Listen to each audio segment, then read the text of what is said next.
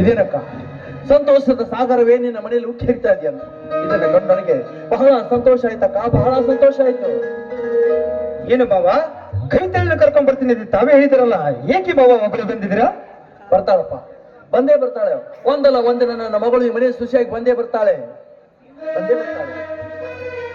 ಅಲ್ವೋ, ಸ್ವಲ್ಪ ತಾಳ್ಮೆ ಇರ್ಲಿ, ಅವಳಿಗೂ ರಜೆ ಸಿಗುತ್ತಲ್ಲ, ಖಂಡಿತವಾಗಿ ಬರ್ತಾಳೆ.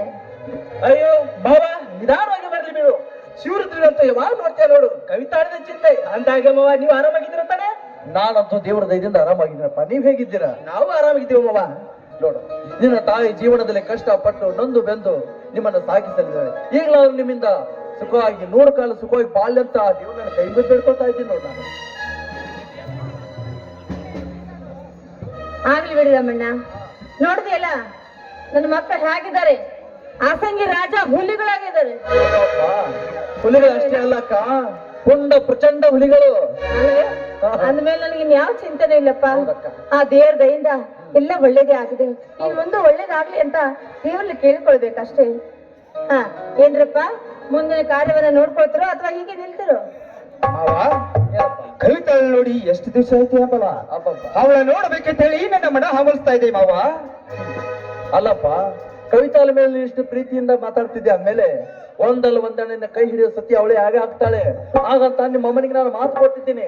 ಆಗ್ಲೇಬೇಕು ಮಾವ, ಅಂದ್ರೆ ಅವಳು ನನ್ನ ಮಾವನ ಮಗಳು ತಾನೆ ಅಲ್ವಾ?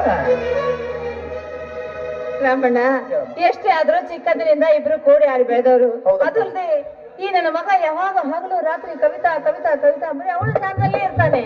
ಅವಳು ಚಿಂತೆ ದೂರ ಆಗ್ಬೇಕಾದ್ರೆ ನೀನೊಂದು ಕೆಲಸ ಮಾಡ್ಬೇಕು ನೋಡಕ್ಕ. ಏನಣ್ಣ? ಬೇಗನೆ ಮದುವೆ ಮಾಡಿಬಿಡು. ಅವ್ರ ಚಿಂತೆ ದೂರ ಆಗಿ ಹೋಗ್ಬಿಡುತ್ತೆ, ನಮ್ಮ ಜವಾಬ್ದಾರಿ ಕಡಿಮೆ ಆಗ್ಬಿಡುತ್ತೆ. ನಾನೆಲ್ಲಿ ಇಲ್ಲ ರಾಮಣ್ಣ, ಈಗಲೇ ನಿನ್ ಮಗಳ ಕರ್ಸ್ಬಿಡು, ವಾಲ್ಗ ಓದಿಸ್ಬಿಡೋಣ. ಹಾಗೆ ಆಗ್ಲಿ. ಅಲ್ಲೋಡು ಅಲ್ಲೋಡು, ಮದುವೆ ತಕ್ಷಣ ಹೇಗೆ ನಾಚ್ತಾನೆ ಅಲ್ಲ, ನನ್ನ ಮಗಳನ್ನ ನಾಚ್ಬೇಕು, ಅವಳಿಗಿಂತ ನಿನ್ನ ಮಗನೇ ನನ್ನ ಮಕ್ಕಳು ಬಹಳ ಸೂಕ್ಷ್ಮನಪ್ಪ. ಅವ್ರು ಹಾಗೆಲ್ಲ ಹೊರಟಾಗಿಲ್ಲ. ಎಷ್ಟೇ ಆಗ್ಲಿ ಮಕ್ಕಳನ್ನ ಬಿಟ್ಕೊಡೋದಲ್ಲ ನೋಡು ನೀನು.